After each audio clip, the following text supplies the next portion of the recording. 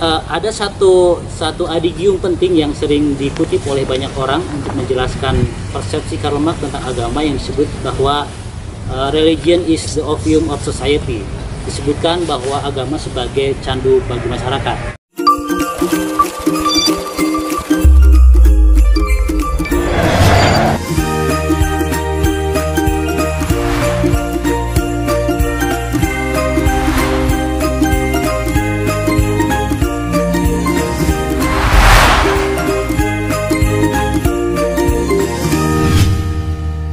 Halo, pada tayangan kali ini saya akan menjelaskan satu teori penting dan mungkin orang menyebutnya sebagai salah satu teori yang sangat berpengaruh pada abad ke-20, yaitu teori dari Karl Marx.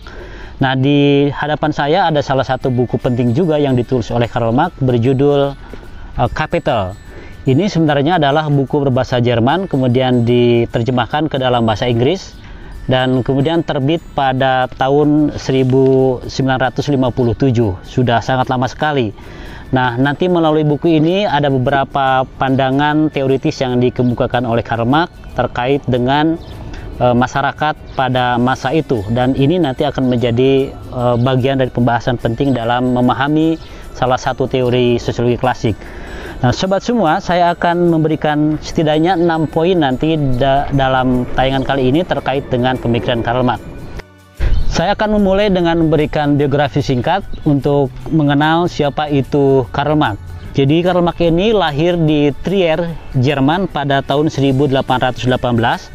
Kemudian di pendidikannya, Karl Marx di level doktoral S3 berkuliah di Universitas Berlin di Jerman. Di universitas yang sama sebenarnya Karl Marx juga pernah bekerja sebagai akademisi dan mengikuti salah satu koleganya, seniornya, tetapi kemudian hanya beberapa saat dan kemudian dipecat begitu. Lalu kemudian Karl Marx juga berkarir sebagai jurnalis di salah satu koran yang waktu itu sangat penting dan berpengaruh untuk menyuarakan paham-paham yang sangat kritis. Nah, kemudian saya akan juga menjelaskan tentang perjalanan Karl Marx. Meskipun lahir di Jerman, Karl Marx pernah berpindah-pindah ke beberapa negara karena situasi ekonomi dan politik, dan juga sikap dari Karl Marx yang sangat kritis terhadap rejim yang berkuasa di negaranya. Karl Marx pernah diusir atau dideportasi pindah ke Prancis misalnya, juga pernah pindah atau diusir ke negara Inggris. Di beberapa negara tersebut Karl Marx melahirkan beberapa tulisan, dan itu nanti memberikan warna tersendiri pada gagasan-gagasan yang dikemukakan dalam beberapa karya. Saya akan menyebutkan beberapa karya penting dari Karl Marx. Di antaranya adalah ada yang berjudul Economic and Philosophical Manuscript. Lalu kedua ada yang diberi judul Jerman Ideologi. Lalu kemudian ada Manifesto Komunis. Kemudian ada The Class Struggling in France. Kemudian ada juga Das Kapital. Ini adalah buku Das Kapital yang tadi saya tujukan kepada sobat semua. Nah, saya akan mulai pembahasan tentang pemikiran Karl Marx itu dari salah satu ide yang sangat penting, yaitu tentang materialisme historis. Nah, sobat semua, memahami materialisme historis ini mungkin kita harus sedikit setback kepada pemikiran yang lain, karena materialisme historis ini adalah sebuah pengembangan, sebuah kritik terhadap ide yang sama tetapi dalam cara yang berbeda. Waktu itu, pada masa ketika Karl Marx sudah mulai berkarir dan menyampaikan beberapa gagasan pentingnya, ada satu pemikiran yang sangat kuat, yang sangat berpengaruh, yaitu idealisme yang dikemukakan oleh Friedrich Hegel. Konsepnya adalah, kata Hegel, sebenarnya realitas yang nyata itu bukan pada materialisme, tetapi pada ide. Sederhananya, kalau saya misalnya menyebutkan ini buku, ini adalah sebuah material. Nah, kata Hegel dengan idealisme itu, yang nyata itu bukan materi bukunya, tetapi ide tentang buku. Nah, itulah yang ada dalam filsafat Hegel.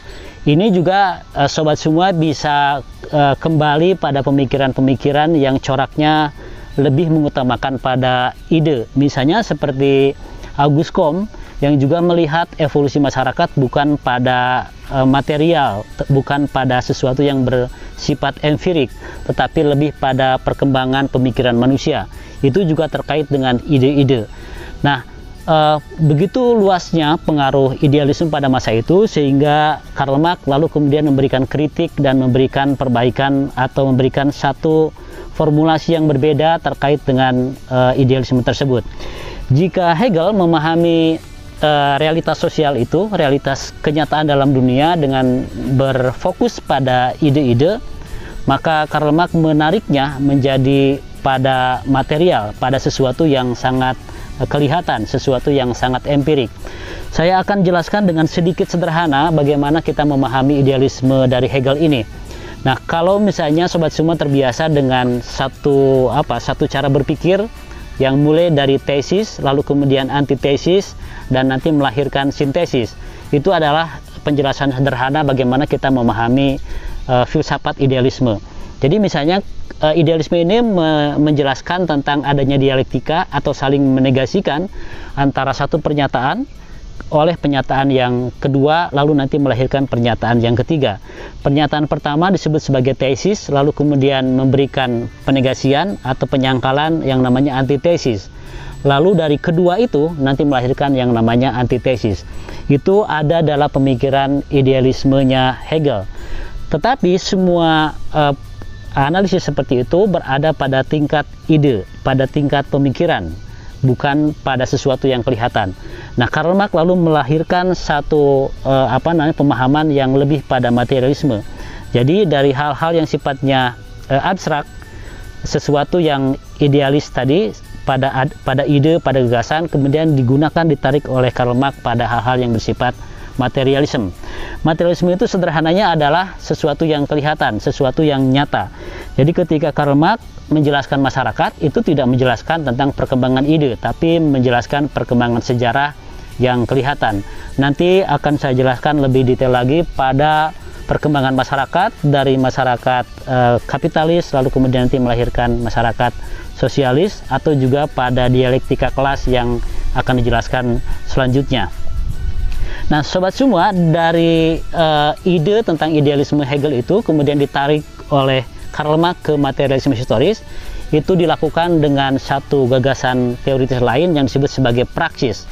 Nah, praksis itu adalah, kalau diterjemahkan dari beberapa buku, itu berbentuk kegiatan manusia yang dilaksanakan dalam konteks kondisi-kondisi material dan sosial yang ada. Jadi misalnya kalau terkait dengan ekonomi, misalnya ketika kita bekerja, baik itu dalam masyarakat agraris atau masyarakat industri, itu adalah kondisi material dan kondisi sosial, karena satu kondisi material tersebut akan nanti mengandaikan juga pada kondisi sosial tertentu. Itu adalah disebut sebagai praksis. Jadi dari konsep idealis ditarik ke materialis melalui proses praksis, begitu. Nah, ini misalnya konsep ini bisa ditemukan dalam buku Karl Marx yang berjudul The German Ideology, yaitu tentang ideologi Jerman. Nah, tema pokok buku tersebut adalah menjelaskan tentang perubahan dalam bentuk kesadaran atau ideologi, yang perubahan kesadaran dalam bentuk ideologi itu sebenarnya adalah merupakan cerminan dari perubahan yang bersifat material, yaitu perubahan-perubahan pada kehidupan manusia. Nah, yang dimaksud dengan kondisi material itu adalah kondisi kehidupan material yang bergantung pada sumber alam yang ada dalam kegiatan manusia yang produktif. Jadi begini, kalau kita melihat masyarakat tradisional, masyarakat primitif, mereka hidup di satu tempat, kemudian dalam lingkungan tertentu, mereka berinteraksi dengan alam, mereka mendapatkan kehidupan dari alam dan diolah oleh mereka menjadi kebutuhan hidup mereka. Nah, yang dimaksud dengan kondisi material adalah di mana masyarakat primitif tersebut mengolah sumber daya alam dan itulah menjadi penghidupan mereka. Nah, kemudian dalam proses pengolahan sumber daya alam itu pastinya ada proses relasi sosial antara orang yang terlibat dalam proses tersebut. Itu disebut sebagai kondisi sosialnya. Nah, kata ke Karl Marx, praksis itu nanti akan berubah atau akan dicerminkan pada bentuk kesadaran. Jadi sederhananya nanti kemudian ada pada konsep yang dijelaskan oleh Karl Marx pada konsep kedua terkait dengan superstructure dan infrastruktur. Jadi kalau saya menganalogikan ada sebuah sebuah piramida seperti itu, maka piramida bagian bawah itu disebut sebagai infrastruktur. Itu terkait dengan kehidupan material atau dalam hal ini ekonomi.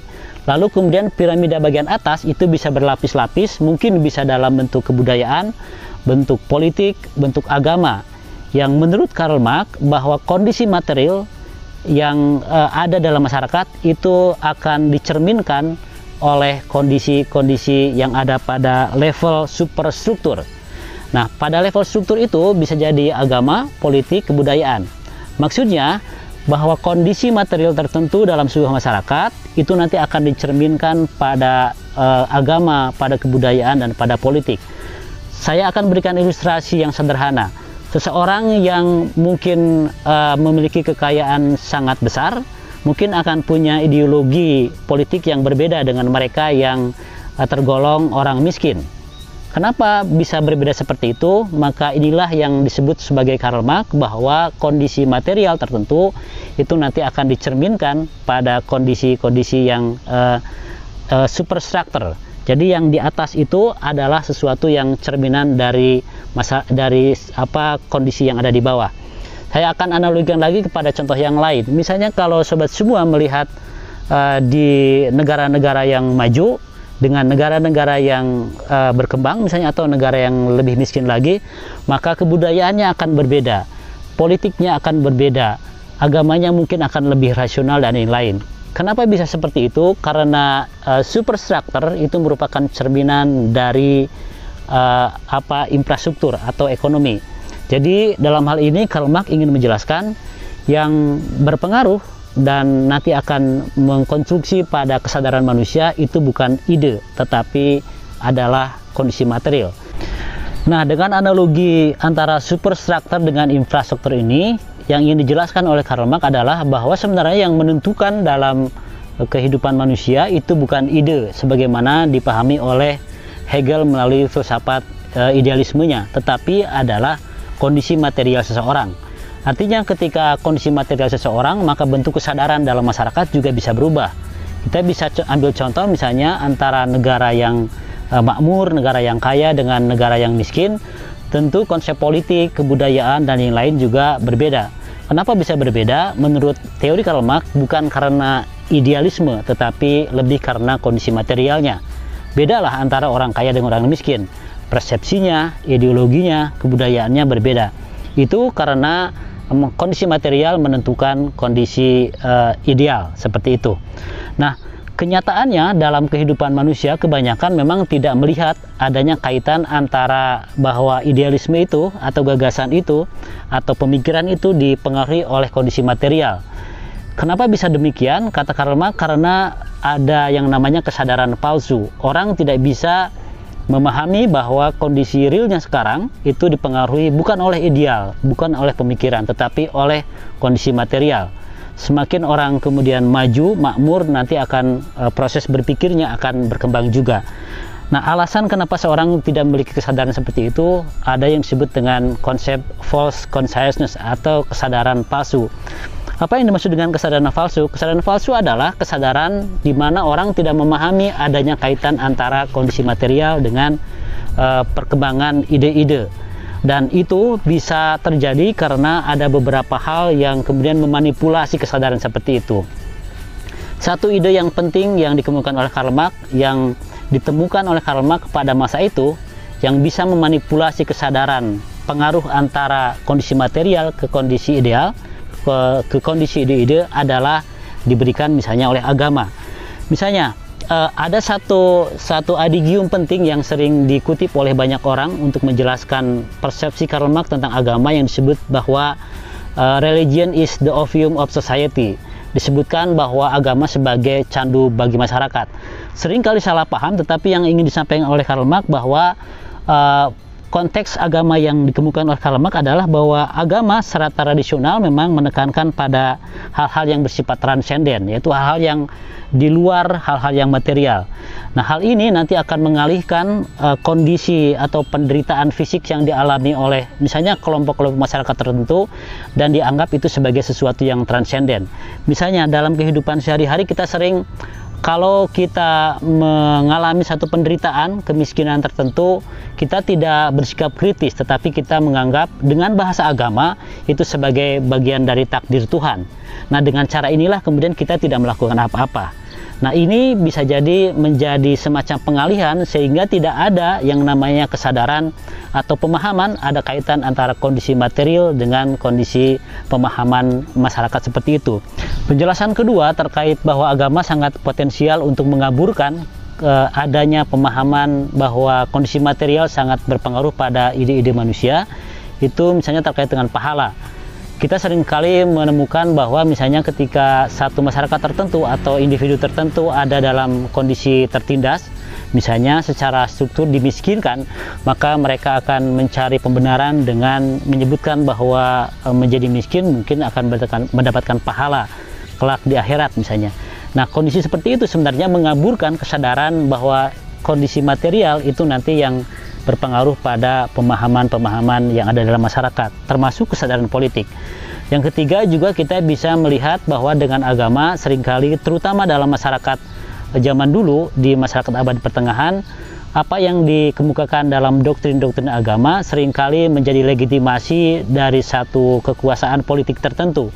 Sehingga ketika satu kekuasaan politik memberikan satu regulasi, satu ketentuan yang merugikan masyarakat, kemudian dilegitimasi oleh agama dan masyarakat tidak melakukan perlawanan, tidak bersikap kritis terhadap kenyataan seperti itu. Nah, itulah di antara beberapa hal yang menjadi alasan, kata Karl Marx, kenapa orang tidak menyadari kaitan antara kondisi material terhadap pengaruhnya terhadap pemahaman-pemahaman kesadaran dalam masyarakat. Nah, sobat semua, pada teori yang ketiga nanti akan dijelaskan tentang kegiatan produktif dan alienasi. Yang dimaksud dengan kegiatan produktif adalah ketika manusia melakukan sesuatu dan merubah kondisi materi tertentu menjadi sesuatu yang berharga atau menghasilkan. Ini adalah kondisi produktif. Nah, kondisi produktif ini adalah kondisi yang membedakan antara manusia dengan binatang. Jadi kalau kita memperhatikan hewan atau binatang dan hidup di satu tempat, itu tidak menghasilkan sesuatu. Dia hanya tinggal dan menjadi bagian dalam lingkungan seperti itu. Misalnya menjadi barang atau menjadi hal-hal tertentu yang nanti akan digunakan oleh kebutuhan manusia. Tetapi pada sisi yang lain nanti akan melahirkan konsep yang lain yang disebut sebagai alienasi. Nah, dalam konsep produksi itu ada dijumpai melahirkan satu bentuk ironi. Misalnya ada yang disebut dengan subjek dan objek.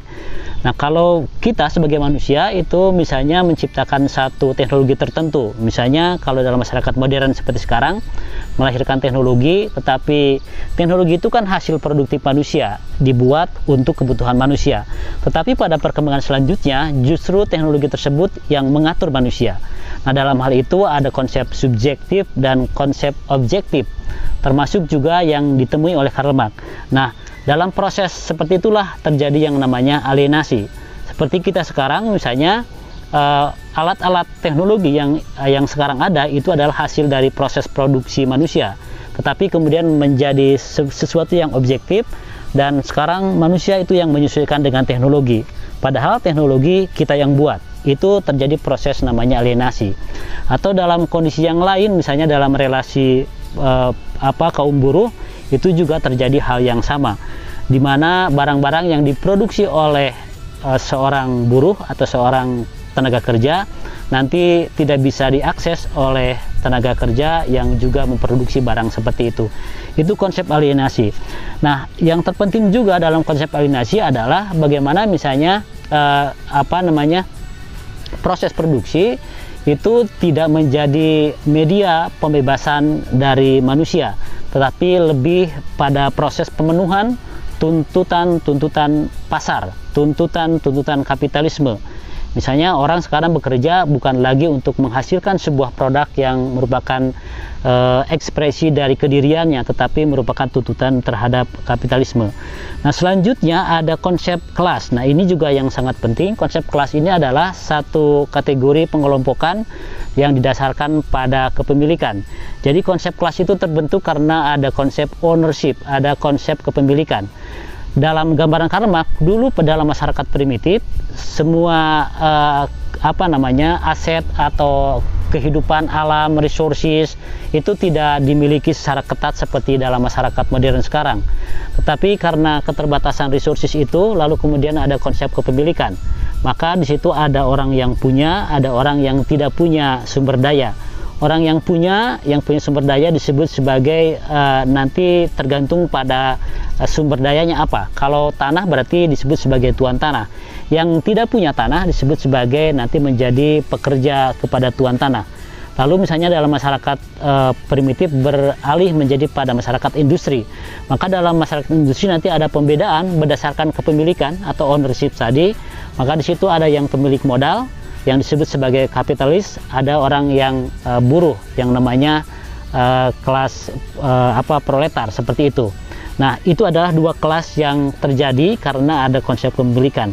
Nah, dua kelas ini nanti akan terlibat dalam satu relasi yang disebut sebagai konflik sosial antar kelas.